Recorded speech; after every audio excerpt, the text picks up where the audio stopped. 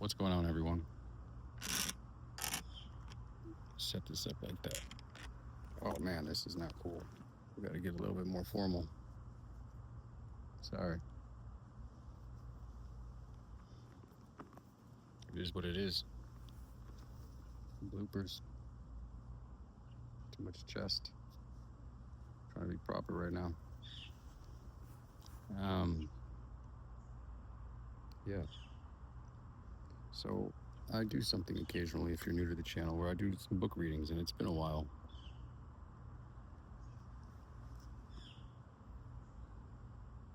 And I do an assortment of books. That feels so close. Whatever. You're gonna need to hear it. I do an assortment of books from the Diamond Sutra in Buddhism. It's one of their texts. To the Bhagavad Gita. It's a Hindu epic. I speak on some Leo Tolstoy. I love Manly P. Hall and Carl Jung, but it seems like that was just, it's been so, I never thought that the hipsters would take Carl Jung, and they're starting to take Manly P. Hall too. But Carl Jung is a good resource for somebody at a particular stage in their lives. He's one of those gurus in disguise that if you're asking, seeking, and knocking, his work might end up on your desk for review. Man and His Symbols is a good one. So this time, though, it's going to be the Bible. And particularly, I guess I have a story about this Bible. It's really cool. So I have various translations of many holy texts. That's just what I do. This particular copy is old and it's nice, but the story goes, I got this one last Easter, as a matter of fact, and I did some videos about it. I was talking with an old Baptist preacher from Georgia and Virginia, and now he lives in Ohio. So this Baptist preacher has went through some crazy things in his life, but he's one of those people that is very unassuming, but as soon as you sit down and talk with them, it's like, oh, whoa, where have you been? Anyways, so this old Baptist preacher and I got to talking about the resurrection and everything about Easter. It was a good-natured dialogue. And the thing that struck me was he gave me this Bible at the end when I was about to leave with my family and head back to North Carolina. This is a Jehovah's Witness translation. It's called the New World Translation. I saw that and I was like, the New World Order? What the hell is going on here? But anyways, it was like a Baptist preacher. So he handed this to me, and he's no longer a Baptist. He calls himself a witness now. Not a Jehovah's Witness, but apparently he had this book in this small version. He had a larger version also. He gave me this small version, and he's on like a pilgrimage of his own. It's very, very odd, especially for this, like, being a contemporary dude. He's like in his 60s, and he's living like an ascetic. It's kind of cool, but then again, it's 2025, so you're just like, I hope you're all right, dude. So anyways, he gave me this particular translation, and I'm always willing to read anything that comes from, I guess you could say, God. And there's a lot of people out there who've been inspired by God, and language barriers have created different forms of codices and books and texts. So I read all of it, and for instance, I'm not afraid, like most people I speak with, to touch another denomination's book. I'm not going to go to hell because, my God protects me. And if there is something bad about it, then nothing's going to happen because, I have faith. got to work on that. But also, I'm not stupid. So anything fall into, like, let's say a particular verse, I'm going to cross reference it with my other ones, but I'm not gullible in the sense that I'm just going to kind of fall into something I feel is questionable, given my, I don't know, just what I know already. Just keep it simple. Um, so when I do this, I know that whatever part in there was divinely inspired. Like, if it's a book that's lasted a millennia, an ancient text that's been preserved and loved and protected for so long, there's got to be some God in it. That's my logic. So I look for that. And I found it in a lot of places. So, long way to introduce why I'm going to read from the Holy Scriptures. But, and this is odd for a lot of people out there, I'm sure. The translation isn't that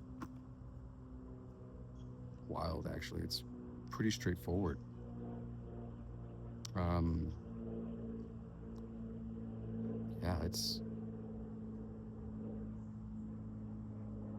I'll go at it as we go. But something my great grandmother taught me when I was a kid, and then my mother reminded me of also. Here, let's make sure this phone isn't going to overheat. First off, adjust it, put it a little bit in the shade. So bear with me.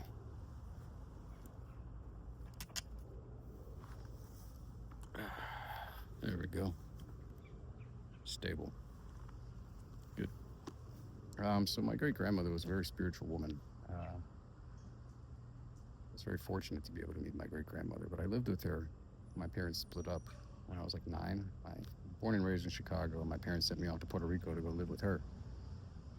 And didn't know anything of Spanish. Just knew that I was Puerto Rican. And so I went and lived with her. And she was very, very country. Like Puerto Rico is just like North Carolina, except we speak Spanish.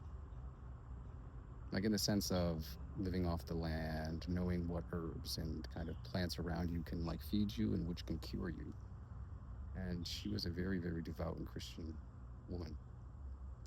She was the only person I'd ever really seen in my life.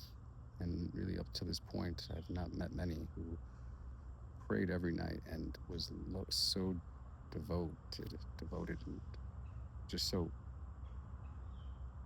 into it that she would be in tears, sobbing, like feeling something every night. And that really stood out to me a lot.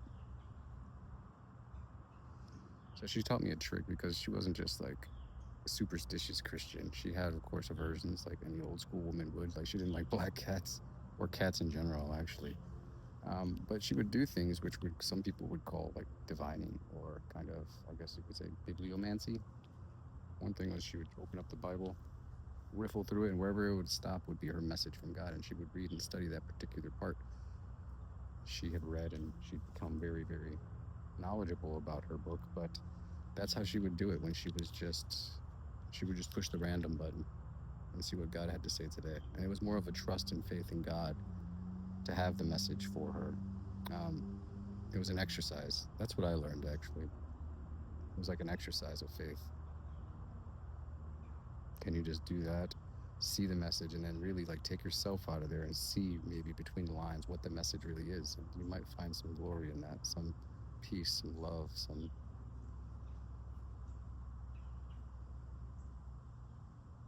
God. So I did that right before I sat down. And I came up to Proverbs 24, and then I looked over, and 23 was right there too, and it seems kind of relevant.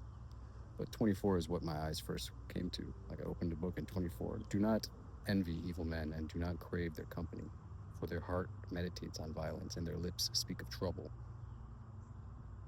By wisdom a house is built up, and by discernment it is made secure.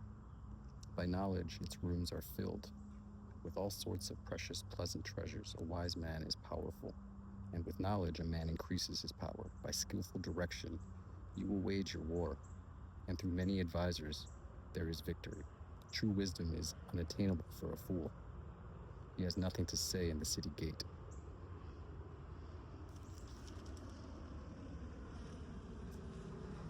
Anyone who plots evil will be called a master schemer. Foolish schemes are sinful, and people detest a ridiculer. If you become discouraged in the day of distress, your strength will be meager. Rescue those who are being taken away to death, and hold back those who staggering to the slaughter. If you say, "But we did not know about this," does not the one who examines hearts discern it? Yes, the one who watches you will follow, will know, and will repay each man according to his activity. My son, eat honey because it is good. Honey from the comb is sweet to the taste. Likewise, know that wisdom is good for you. If you find it, you will have a future, and your hope will not be cut off.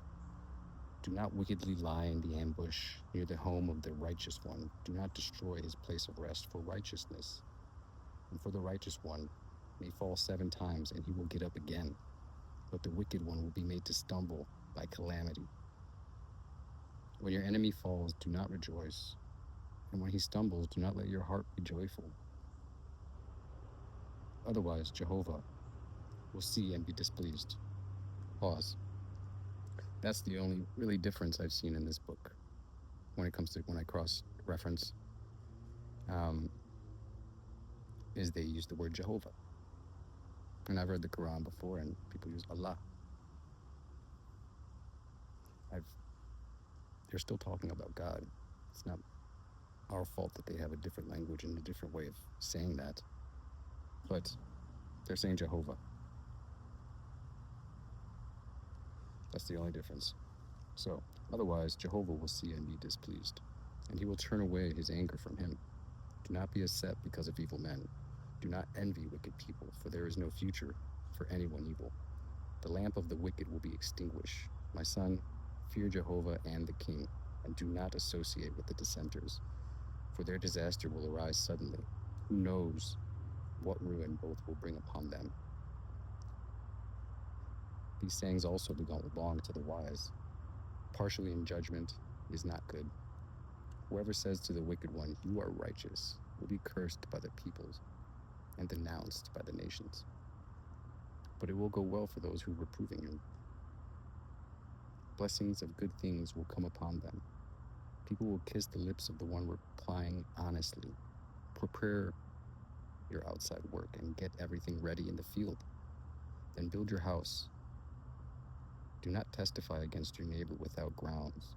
Do not use your lips to deceive others. Do not say, "I will do to him just as he's done to me. I will repay him for what he did."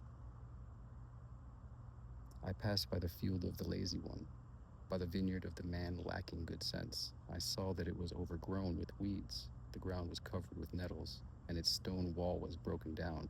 I observed this and took it to heart. I saw it and learned this lesson. A little sleep, a little slumbering, a little folding of the hands to rest, and your poverty will become like a bandit, and your want like an armed man. Let's go back, because I wanted to read 23, but that flowed so good. So this is I guess, the chapter right before it, verse right before it. When you sit down to eat with a king, carefully consider what is before you. Put a knife to your throat if you have a large appetite. Do not crave his delicacies, for it is deceptive food. Do not wear yourself out to gain wealth. Stop and show understanding. When you cast your eyes on it, it is not there, for it will surely sprout wings like an eagle and fly off into the sky. Do not eat the food of a stingy person. Do not crave his delicacies, for he is like one keeping accounts. Eat and drink, he says to you, but he does not mean it. You will vomit up the morsels you have eaten, and he will have wasted your compliments. Do not speak in the ears of the stupid ones, for he will despise the wisdom of your words. Do not move an ancient boundary marker, or encroach on the field of the fatherless, for their defender is strong. He will take up their cause against you. Apply your hearts to the discipline, and your ear to the sayings of knowledge. Do not hold back discipline from a boy. If you strike him with a rod, he will not die. With the rod you should strike him in order to save him from the grave. My son, if your heart becomes wise, then my own heart will rejoice. My innermost being will find joy. When your lips speak what is right, let your heart not envy the sinners, but be in fear of Jehovah's all day long. For then you will have a future and a hope. Your hope will not be cut off. Listen, my son, and become wise, and direct your heart in the right way. Do not be among those who drink too much wine, among those who gorge themselves on meat, for a drunkard and a glutton will come to poverty, and drowsiness will clothe his lips.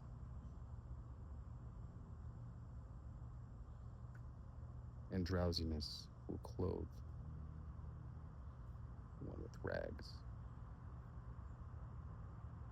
Listen to your father, who caused your birth, and do not despise your mother just because she has grown old. Buy truth and never sell it. Also wisdom and discipline and understanding.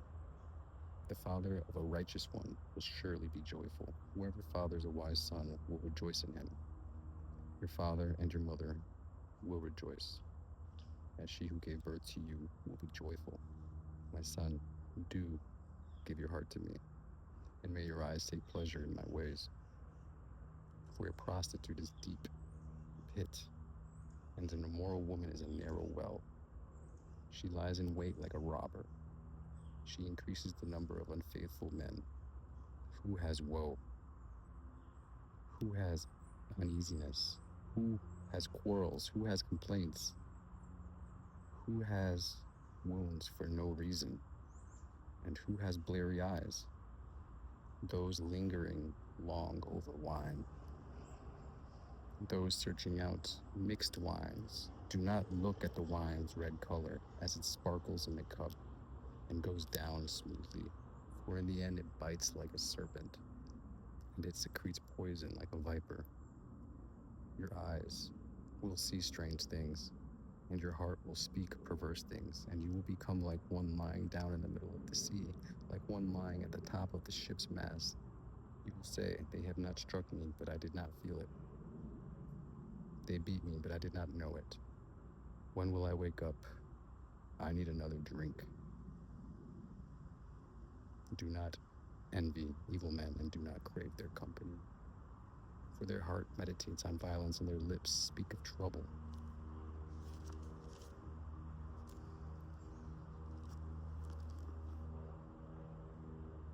Hmm.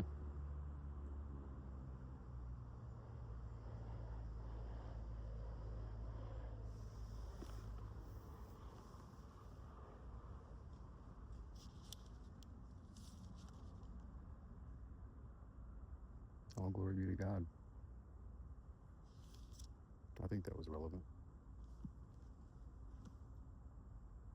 It's pretty clear, too.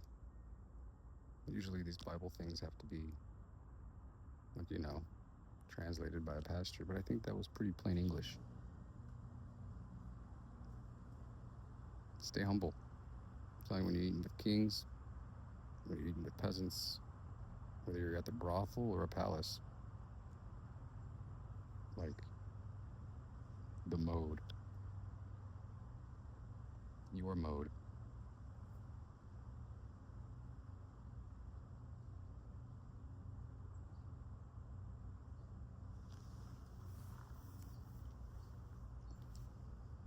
Thanks for listening.